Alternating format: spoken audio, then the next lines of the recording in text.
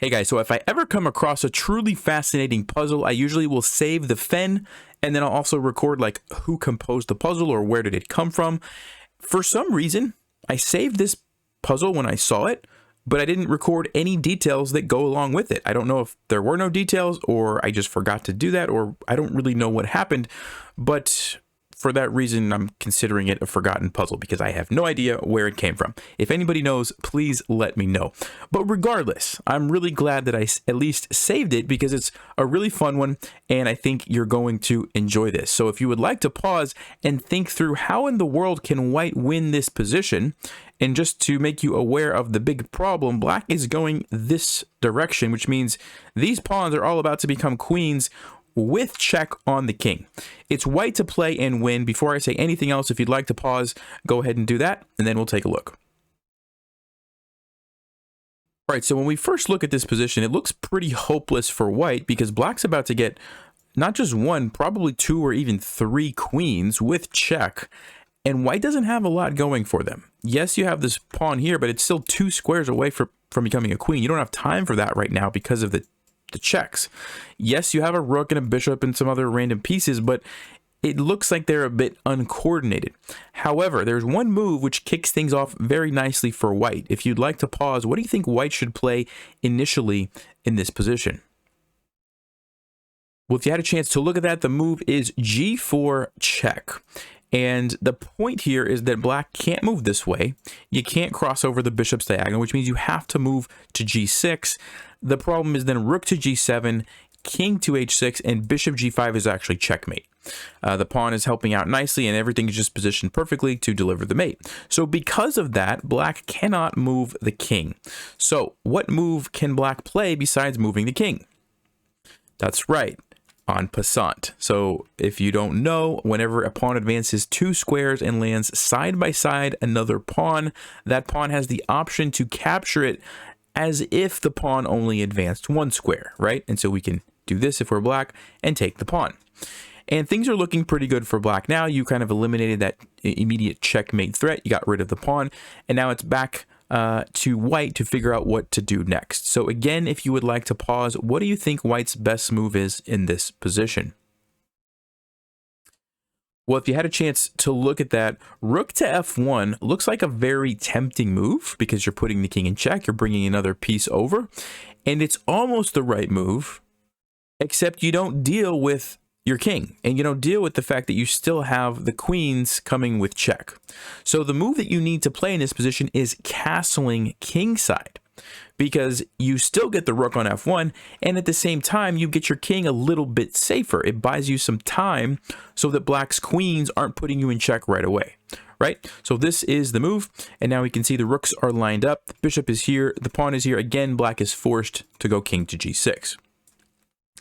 And then from here, I think it's pretty straightforward. We can follow up with a check, rook to g7. And now black has 2 options, king to h6 and king to h5. Now, king to h6 is the better move, and I'll show you why. If the king goes to h5, we simply push our pawn. We're getting ready to become a queen, and black, regardless of the fact that they can get a queen, can't actually save themselves. So for example, let's say they get a queen here. We can simply play rook to h7 check, and the reason we're doing this check is, number one, if the king moves, it has to go to g6. This is the only square, and we have a really nice follow-up. So if you'd like to pause, what move do we play here? Well, if you had a chance to look at that, rook to f6 is almost checkmate, except we can't move our rook. It's pinned to our king. So what we need to do is promote the pawn to not a queen, a knight, and deliver the checkmate. So that's pretty fun, that's pretty cool, and that's kind of the idea behind throwing in this rook check. Black can't move there, and if they don't move there, they can't move here, they can't move here. The only other move in this case would be to bring the queen there. We simply take it, we get a queen with check, and we win the game. Now, black could have also gotten a queen here, but that doesn't really help with the problem. We still play check, they have to go here, and again, the knight comes in for the checkmate. And then they also could have gotten this queen, but again, same issue, doesn't help with this checkmate. All right, so you can see how king to h5, going back to this original position here, king to h5 is not really a good option for black. King to h6, however, is much better, because now we can't play rook h7 check like we could before. Otherwise, the king just takes us. right? We have nothing. We're running out of pieces.